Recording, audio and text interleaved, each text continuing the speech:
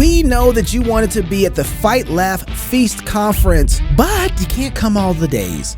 We have a day pass where you can come on Saturday, where you get to hear great speakers like Pastor Doug Wilson, Pastor Jared Longshore, Pastor Toby Sumter, CrossPolitic's live show with Jason Whitlock and Megan Basham. Join us for the Sabbath Feast, where we get to laugh with comedian John Branyan, all for the low price of $99. Sign up for the day pass, flfnetwork.com.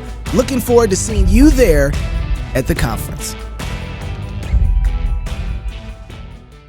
I have to tell you a story real quick before I start telling you another story.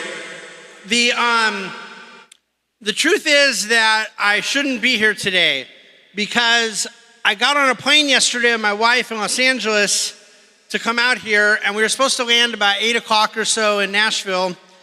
We were leaving LA at about 2 something in the afternoon, and as of 9:30, we still hadn't left because Vice President Kamala Harris was going to be leaving out of Los Angeles, and they shut down all the airspace, and 110 flights got grounded.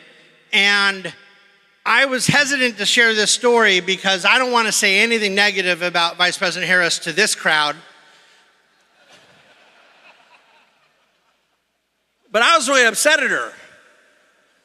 And yet, the flight did end up getting out, and we landed at Nashville at 3 in the morning, and I was actually on Fox News at 7 in the morning, and so everything kind of came together barely, but I'm very glad that the flight got here, and that Vice President Harris's flight was okay, and that I am here to talk to all of you once again.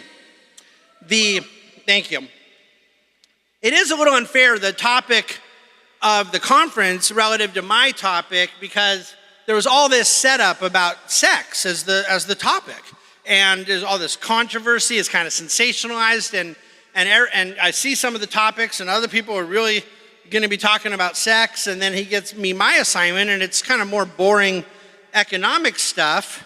And I said, well, it's not fair that everyone else really gets to talk about sex. And then I thought, that's probably for the best, probably smart.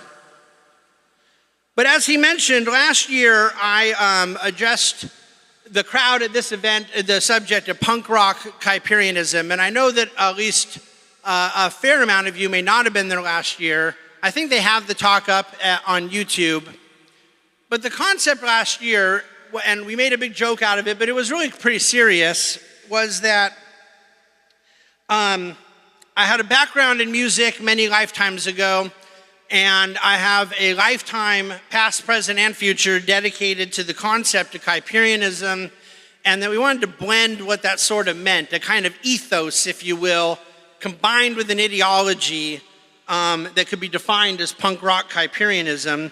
And just to very quickly recap, we talked about a sort of fearlessness and courage that comes with the punk rock side of it, a willingness to go off of instinct and impulse, but not exclusively, a counterculturalism, the proverbial wisdom on balancing instinct and careful deliberation.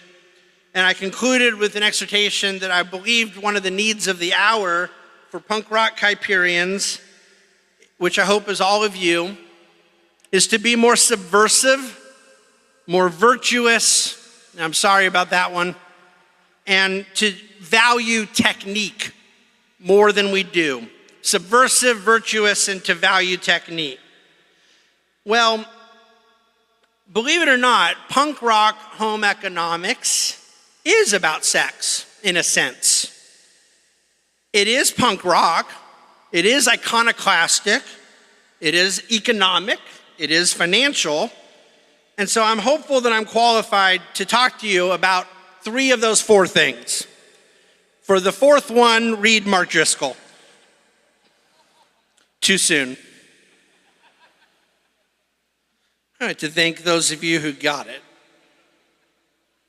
Can we start with the name home economics? How many of you took the class home ec when you were in high school? Does that ring a bell? I don't know if they teach it anymore or not.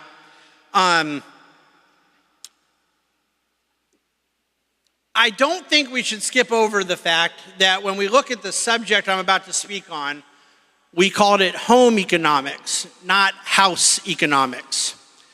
And this is tangential to the talk I'm about to give, but I want to say it because I don't get the opportunity often to reinforce this point, which I think is a very important one. In my talks about the cultural implications and the moral implications and the theological implications of what was the great financial crisis that our country endured 13 years ago, and as we face all sorts of various economic challenges and controversies and life to this subject, one of the points that I believe was essentially never made in the aftermath of the crisis. My friend Jenny Morse, Dr. Jennifer Roback Morse, who frequently lectures with the Acton Institute, a brilliant Catholic economist, she's lectured on this a bit. She doesn't have a huge name or profile. And I alluded to it in a book that I wrote called Crisis of Responsibility. But there's a lot of material out there that I think in some cases, in a really interesting and cogent way, addresses some of the causes of the financial crisis, some of the excesses, some of the breakdowns, some of the failures in different institutions or what have you. The approach that I took, as I am prone to do, is to blame Main Street. And my book, Crisis of Responsibility, spoke about the financial crisis for what it really was. Yes, a breakdown on Wall Street. Yes, a breakdown of government policy. Yes, a failure of monetary policy. All of those things. But the notion that Main Street was a victim of the crisis instead of a co-perpetrator is factually ridiculous. And yet, the angle that I just want to point out when we use this term, home economics, is that we don't call it house economics because some of us know the difference between a house and a home. And this is not a cutesy expression or the chorus of a song. It is profoundly important that we differentiate between a home as a place in which a family is raised, where dreams are carried out, where there are hard times and good times that people who love each other go through together, where sacrifice is exerted, where teaching takes place, where the sort of journey of life happens within a home, within this long abandoned institution called a family. A house is 4 walls, and of course various amenities, accoutrements, and things like that. But a home is not a Viking refrigerator. And we did not have a housing crisis, we had a home crisis because people, instead of valuing the concept of a home, the concept of economic stability, the concept of the values in which you raise a family, instead we viewed a house as a trading card, a highly leveraged trading card, okay? And I think that home-house distinction was never gonna get any traction, not just because it was unknown people like me and Jenny Morse saying it, but it was because that would actually force economists and policymakers and pundits to go where they're totally unwilling to go, which is to admit that actually all that crazy right-wing social ethics, religious stuff does matter for economics. It does matter for politics. It does matter for public policy. As long as we can get away with sort of pushing off the moral and family value stuff to the fringe and treating it as a sideshow, then we will be able to continue to focus and talk about economics in the way that we want. I think it is incredibly dangerous. But like I said, this is somewhat tangential, but with that said, I want to ask you a question. Yesterday morning, before I went to LAX, spent my very first time in my entire life doing something, and that is teaching high schoolers. And so I am teaching a course in economics this semester at the Christian high school in Newport Beach, California that I founded 8 years ago. And my oldest son is a junior in the high school. It's called Pacifica Christian High. You can look it up online, pacificaoc.org. We're very proud of what we're doing at the high school, but these kids got to learn economics before they go off to whatever Christian or not Christian college they go to unlearn it. And thank you for that laugh. That got more than the Driscoll one, so Darren, take note.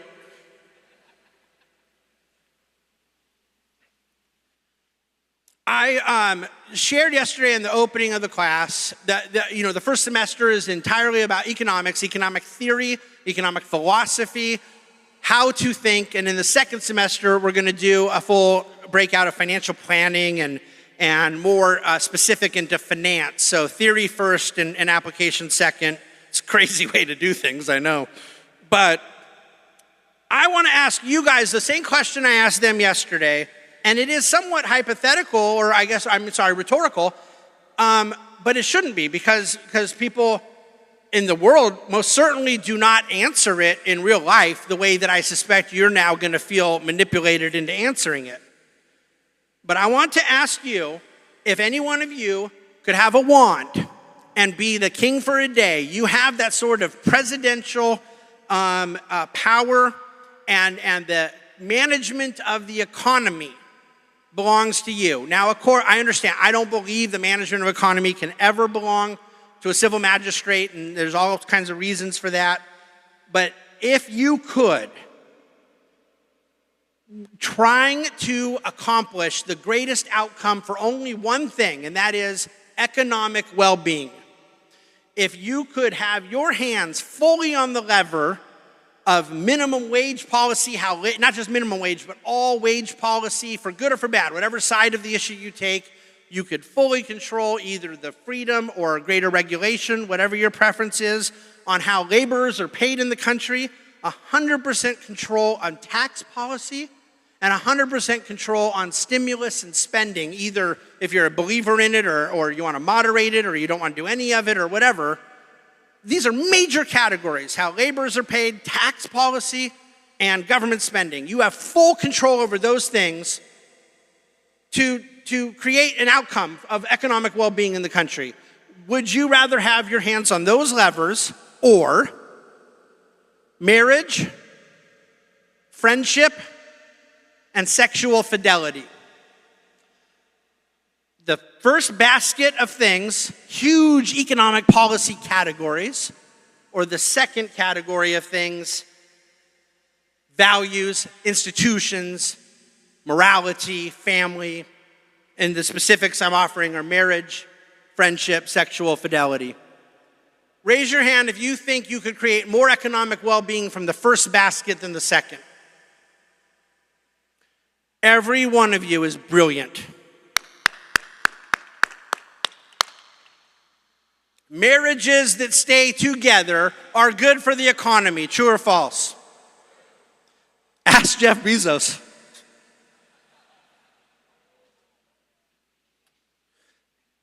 Friendships, good for an economy because we trust each other, and an economy is based on free exchange, an economy is based on social cooperation, and the entire ability of mankind to bring itself out of caves over thousands of years has come from the concept of free exchange and the social cooperation that comes from such. So friendships are good for that cause or bad for that cause. They're not just good, they're vital. So in a society that has a low value on friendship, they inevitably have a low value on economic well-being, by implication. And then sexual fidelity. You're not supposed to talk about it. I can talk about it at this conference. I think I get in trouble if I don't talk about it at this conference. You're not supposed to go around saying it. Now, Daniel Patrick Moynihan said it about the African American community in the 1970s. Charles Murray pointed this out about middle white America in 2013. More and more people are coming around to saying it. It's still not really acceptable to say with a lot of right-wing circles and certainly in a lot of left-wing circles.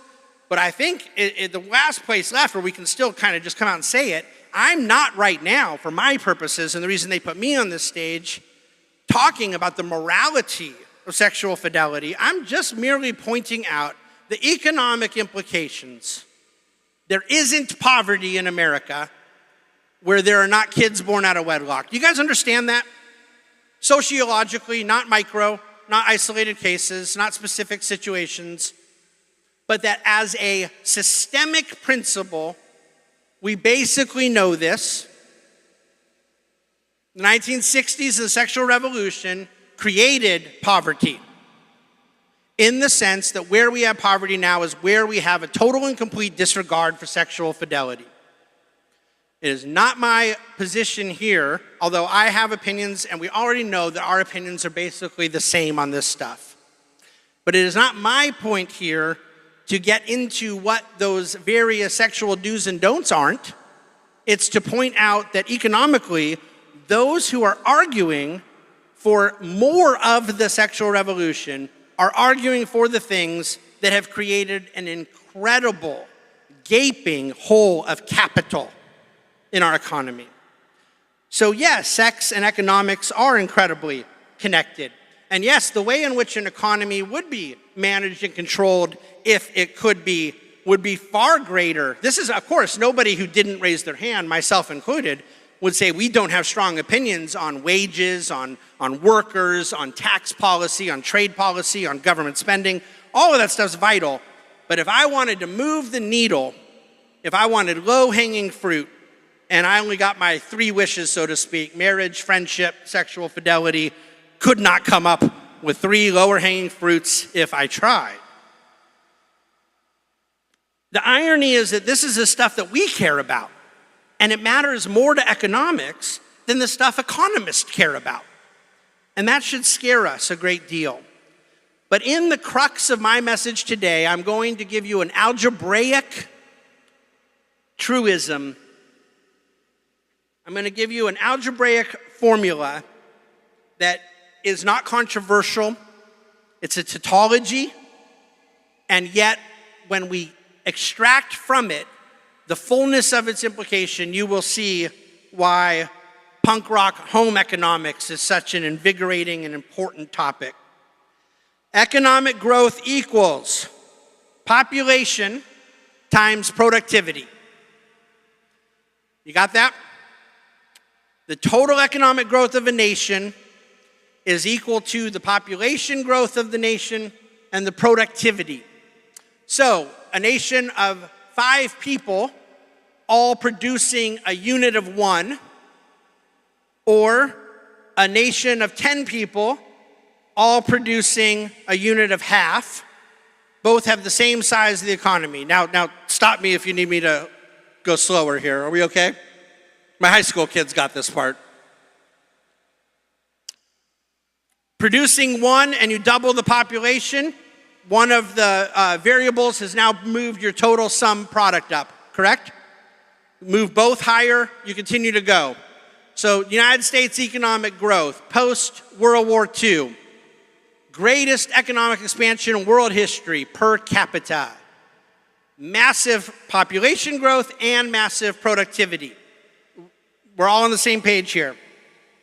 One can get by as a country with disappointing population growth, especially if, like the United States, they make up for it with greater productivity. We've done that more recently.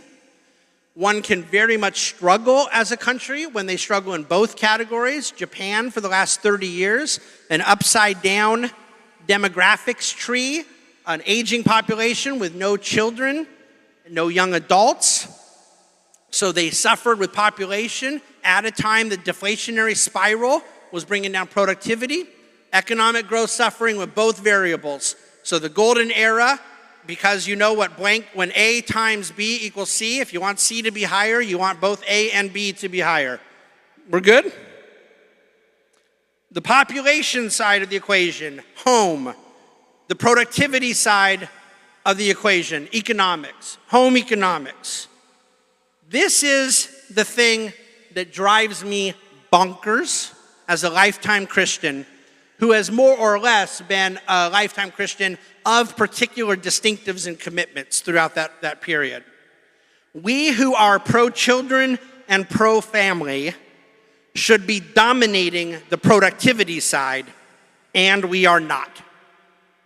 Let me rephrase that. Because I think there's some people I may not have offended, and I want to keep saying it until I offend everyone. We who are pro-children and pro-family should be dominating the productivity side of the economic growth equation, and we are not. I will talk about why. Let's invert that for a second. This is not in my notes, but it occurs to me that it's reasonably true. My wife and I have an apartment in Upper West Side of Manhattan, And there is, believe it or not, actually quite a few families there now that have kids. There didn't used to be. It used to be almost all singles. There's a pretty significant gay population there. There's a lot of pre-married people. Everyone gets married so much, later in life than they used to. But we can basically tell who the Christians are, because if we see a family with 3 kids, they're Christian, for sure.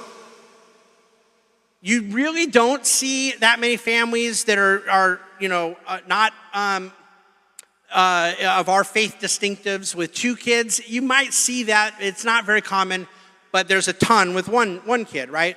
So my point is that this is just a cultural phenomenon. I'm not picking on those people or that neighborhood, but I'm making a sociological comment that isn't very disputable, I don't think, that there's an awful lot of people now getting married later, not getting married at all. That has huge implications to household formation. And then when they are, they're having less kids than ever before. So we're talking about economic growth equation of population and productivity. And I would argue that there's greater economic growth coming from people that don't carry our distinctives, and we're starting off with this huge advantage because we have this population side. We're pro-children, we're pro-family. We like all this stuff. We want to have kids younger, want to get married. We like the institution of family. And I think that there are so many in the world that are not big on the population side. They're holding their A of the A times B equals C. They're holding their A down, but their B is much higher. And so my talk today is not about, hey, all of you people out here who are not Christians that decided to come to Gabe's conference, I would like to talk to you about having more kids. That's not really my focus. It's more talking to all of you who are Christians about how to be more productive in the society and why that version of home economics is the variable in which we have more control and more responsibility over. Gabe asked me to address on the cornerstones of a functioning society, the cornerstones of an optimal economy. And I want to kind of set a few foundational things here as we continue. First, a strong individualism that is inseparable from self-government. So many on the right now, so many that have a real affinity to much of the Lockean liberal order miss the second part of this, and most of our founding fathers did not. Some did a little bit. I'm an individualist when we're talking about my beliefs about social organization, why I believe in bottom-up formation of society versus top-down command control. But my belief in individualism is completely inseparable from my belief in self-government. And it wouldn't matter if it wasn't, because it would just mean I believed in something that had no chance of ever happening. There will never be a vibrant individualistic society without self-government. There never has been, and there never will be. And the reason I know this is because God said so to the Israelites billions of years ago. Just kidding. Thousands of years ago.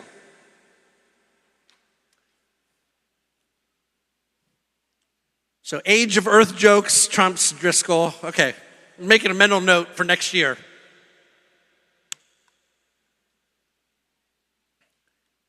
Let me read quickly a quote from the incomparable Yuval Levin. As it turns out, our capitalist age is generally not an age of discipline, far from it.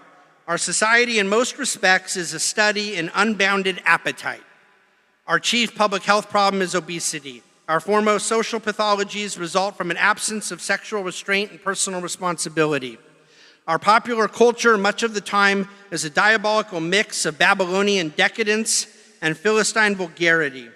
And our public life is a gluttonous feast upon the flesh of the future. We use more than we need, spend more than we have, borrow more than we can pay, and for all our immense wealth, we somehow manage to live far beyond our means. In fact, it is almost fair to say that we lack for nothing except discipline.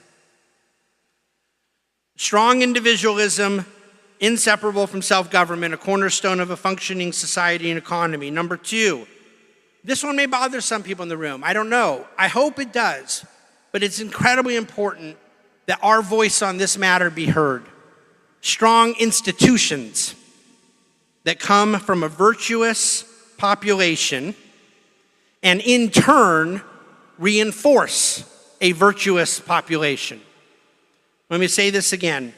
Strong institutions that come from a virtuous population and in turn reinforce a virtuous population. We're living in a moment where a certain populist instinct, largely driven by a certain degree of understandable fear, largely driven by a revolt against things that are worth revolting against, has led far too many to throw the baby out with the bathwater. And when you disagree with what an institution is doing, that is not the same as not believing in the institution. To the extent there are a whole lot of unfaithful churches, we don't have the prerogative to say church doesn't matter. To the degree there are a whole lot of abuses and excesses from civil magistrate, we don't have the right to say we do not need civil government. And those are two huge ones in the sort of Kuyperian model of sphere sovereignty, but this applies all the way down the pecking order in civil society. You do not want to live in a society that lacks institutions. Those institutions have a responsibility to behave a certain way, as individuals do. We only have two choices here. This is the most binary thing I'm going to say today. You either get a virtuous cycle between your institutions and individuals, or you get a vicious cycle. And those that are celebrating the death of institutions are celebrating the inevitable death of the individual and the soul of the individual, and it will result in greater statism and tyranny. It will not result in finally the individual trumping the institution.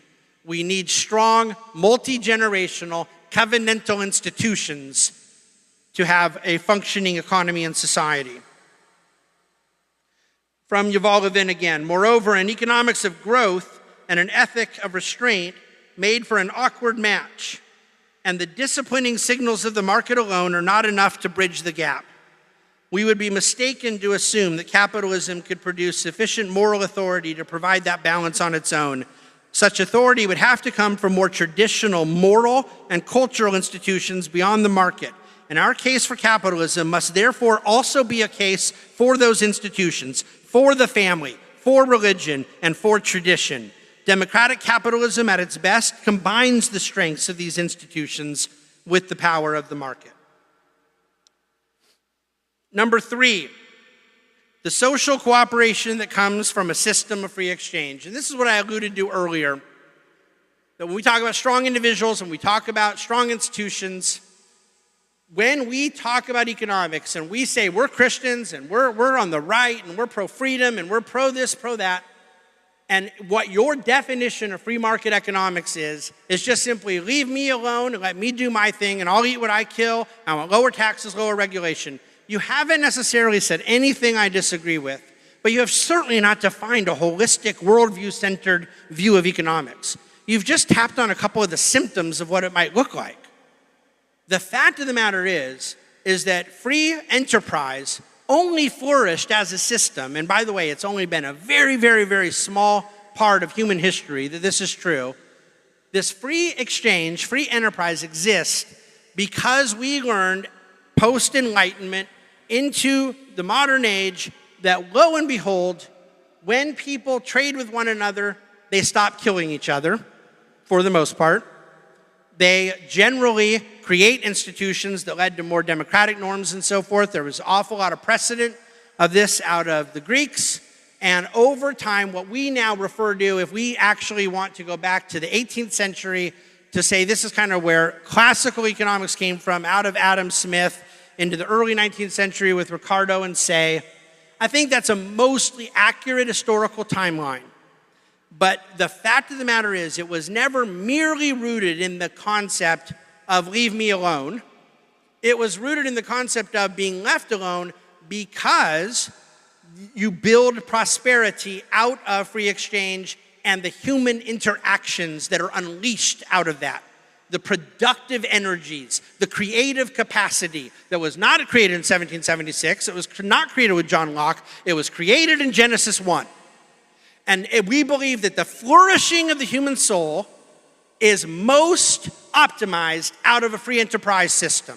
Okay, so this is fundamental to why we defend economics. I do not defend economics because I want a lower marginal tax rate, but I do want a lower marginal tax rate. Social cooperation that comes from a system of free exchange makes for an entirely different society. So economics is essentially a study of human action, which requires an understanding of the human person, and underneath that, a view of human nature. When I say a view, an understanding, and a study, I mean a theology, and I think I mean what my dad would call a worldview. And this is the thing that is so upsetting to me. There are two different realities of human nature, both of which are fully true, that are missed when there is bad economics. One of these realities is missed by bad guys, and one is so often missed by good guys. Now, what is the reality of human nature that is missed by the bad guys? And all I mean by the bad guys is those that are generally antithetical to a lot of what we believe. Well, of course, it's the doctrine of original sin. You cannot formulate an understanding of human action and a full understanding of the human person without understanding the gravity of what took place in the garden. Before you have a full understanding of what took place at the fall, you have to have an understanding of what took place at creation. So we go in this order.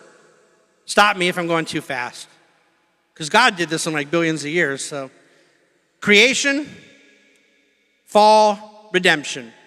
Simple. How somebody can thoroughly comprehend the dynamic of the human person, to then understand human action, to then apply it to modern and sophisticated economics without starting with that basic historical redemptive framework is beyond me. So many attempt to understand economics without understanding the human person, or they attempt to understand economics with a faulty understanding of the human person, which is divorced from total depravity, divorced from sinful nature, divorced from redemption.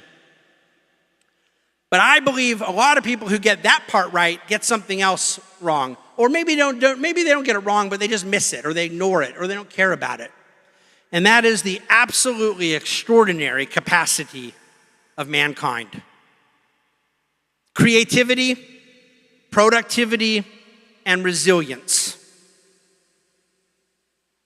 There's nothing more punk rock than acknowledging the sinful nature of man and economics. And there is nothing more punk rock than acknowledging the indomitable human spirit in economics. But I'll say it again, because an awful lot of people you don't like could say the same thing I just said, and it wouldn't make them wrong. There is an indomitable human spirit that is pivotal to understand economics. They may not understand it the way I do, and in fact, they don't. May not understand it the way you do. But there is nothing remotely similar to denying original sin, denying total depravity, in believing in the resilience of the human spirit. It's not pop psychology. It's not fruit from the self-love, self-esteem movement. This is an unavoidable ramification of the doctrine of creation, that we are made in the image of God, that we are made with dignity, and that we are made to be co-creators with Him. And that in that, not only after the fall do we have the sinful nature of Adam, but from the image of God, we have an incredible creative capacity and productive capacity that should be never underestimated when we try to understand progress, prosperity, and our potential for economic growth creation. So here are my punk rock exhortations. Number one, quit frowning on the idea of human exceptionalism. Embrace it and apply it to earthly stewardship. Mankind, both saved and unsaved, was created with an incredible capacity.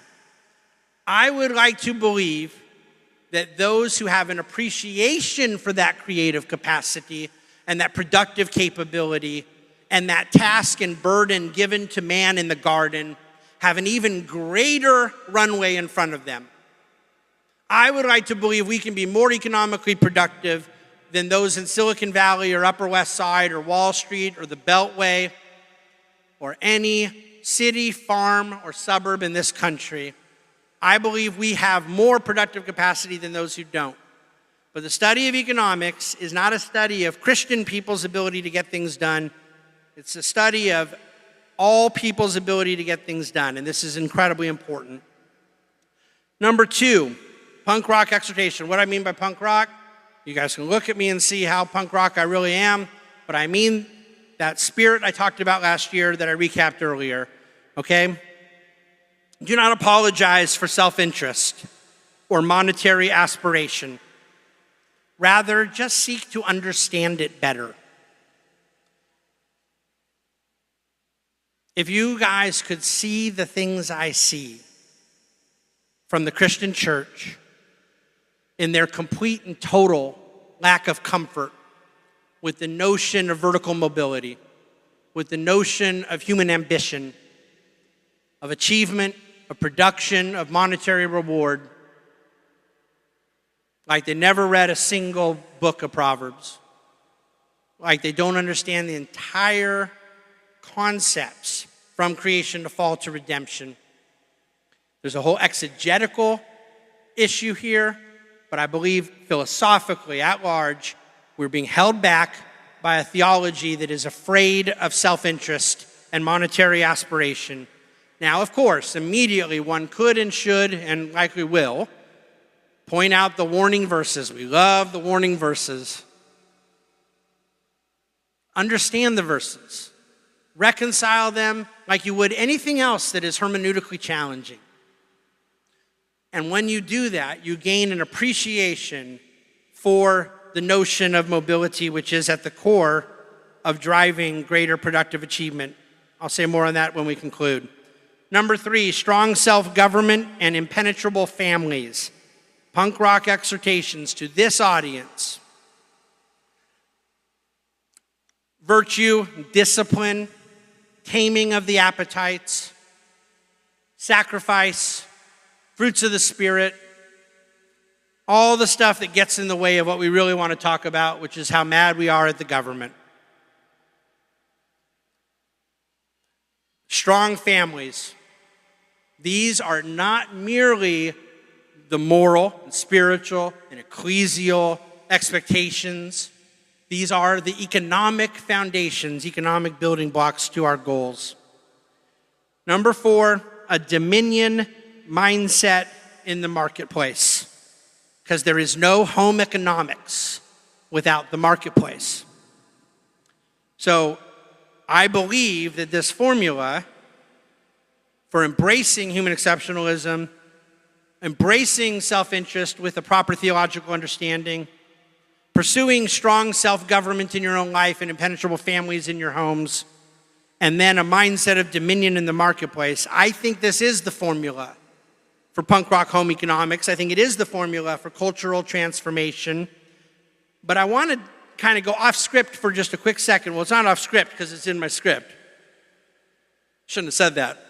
What I mean is it's off the point I'm making to make kind of an anecdotal point. I mostly want to point this, the speech I'm giving, these exhortations I just gave, are really targeted to you all, to this audience. But those of us with a like-minded worldview who need to better understand and apply these things, I'm going to continue speaking to that audience as long as God will let me. I care very much about a fully Kuyperian understanding of economics and dominion in the marketplace. But because this is a sex conference, and I've been mostly excluded from the sex talk so far, I want to make a comment about sex that is going to, I think, reinforce a greater point I've been making and I'm going to largely conclude with. The 2020 Risk Behavior Study, which is administered by the CDC, revealed a stunning 15% decline in sexual activity in young adults. An IISI study had the decline at 18%. 15 to 18% decline in premarital sexual activity from young adults. This must be because they have all found abstinence and morality, right? Hardly. It's because they're too lazy to go out and do it. Pornography and digital habits have done what 3 decades of focus on the family could not do. They've gotten young adults to have less sex. Can you imagine being so lazy you can't even have sex? Yes, that is the work ethic that we are up against. moral relativism, and stuck in mom's basement. Literally. Is this a tangent to my talk? No.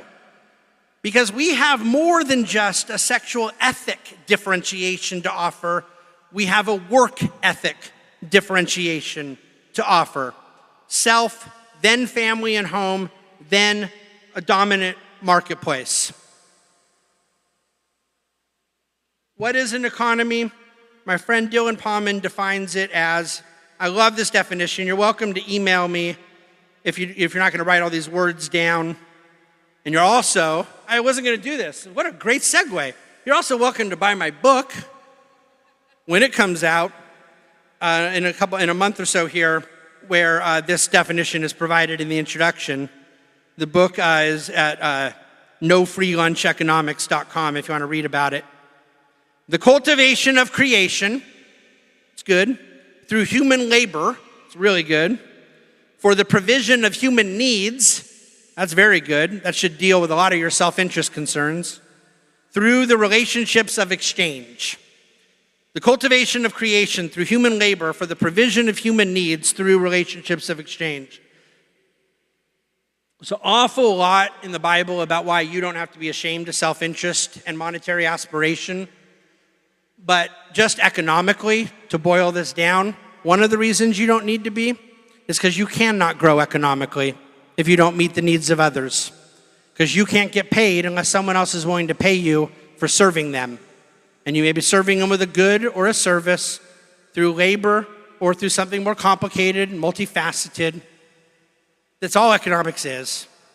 We're delivering goods and services voluntarily because we believe it's making some part of our life better. And if we didn't, we wouldn't be doing it.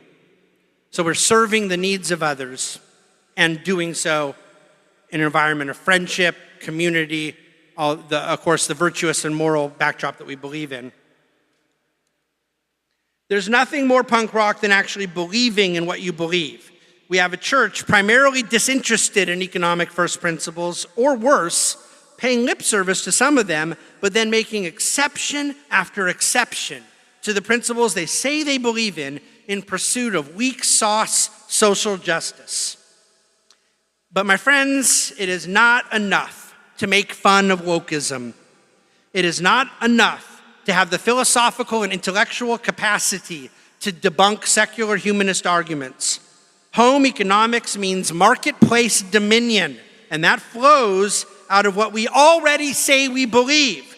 The human person made with dignity by a God who loves him and her, who has called that person to extraordinary, creative, and productive output. Shun mediocrity. Seek financial advancement because you want a better life, and there is nothing wrong with that. And in so doing, thrive in a culture of abundance, prosperity, and most of all, productivity. I'll conclude with another quote from Yuval Levin and then my own pithy commentary from my new book that I think helps wrap up this whole subject. Our case is for the moderate virtues encouraged by market pressures, but finally drawn from deeper wells, from the wisdom of tradition, the love of family, and the divine and mysterious tug of a love beyond love.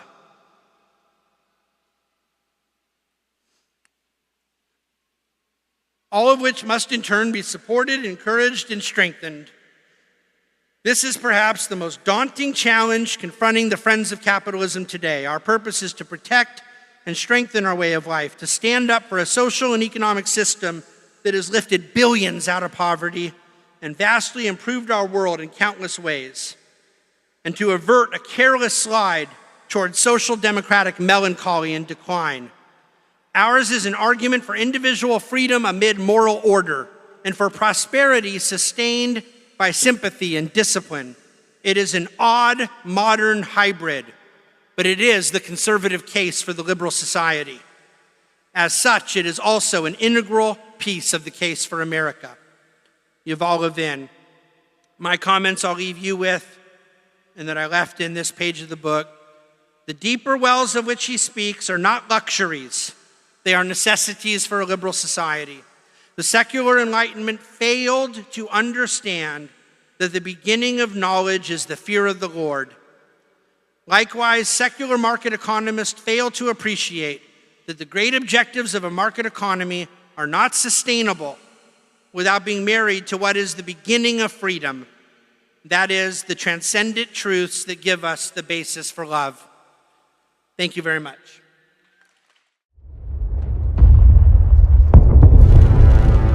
It is the duty of the free man to resist tyranny at every turn. Every man will either watch his freedom stripped away or take action to protect what he loves. Introducing the A3, the newest revolutionary body armor from Armored Republic. The A3 is the new standard for lightweight multi-hit body armor. A3 plates are incredibly light at 4.6 pounds. The patented design captures fragmentation while remaining multi-hit capable. The A3 will stop up to M80 ball, yet comes in at only 0.7 inches thick. The A3 is the thinnest NIJ.06 compliant or certified composite standalone plate that includes the drop test. The A3 is the first of its kind, patent pending, that combines an alloy strike face with polyethylene backing, revolutionizing body armor technology by providing strength and durability while remaining sleek and maneuverable. The A3 is the new standard in lightweight body armor. The fight against tyranny just got stronger.